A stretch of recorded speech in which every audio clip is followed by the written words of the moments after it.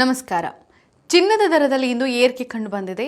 ಇಂದು 22 carrot 1 gram ಚಿನ್ನದ ಬೆಲೆಯಲ್ಲಿ 114 ರೂಪಾಯಿ ಏರಿಕೆ ಕಂಡು ಬಂದಿದ್ದು 12,485 ರೂಪಾಯಿಗೆ ತಲುಪಿದೆ.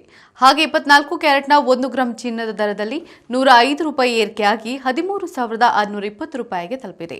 ಇನ್ನು 22 ಕ್ಯಾರೆಟ್ನ 8 ಗ್ರಾಂ ಚಿನ್ನ 99,880 ರೂಪಾಯಿ ಬೆಲೆ ಬಾಳಿದ್ರೆ 10 ಗ್ರಾಂಗೆ ನೀವು 1,24,850 ರೂಪಾಯಿ ಹಾಗೂ 100 ಗ್ರಾಂಗೆ 12,48,500 ರೂಪಾಯಿ ಪಾವತಿಸಬೇಕು.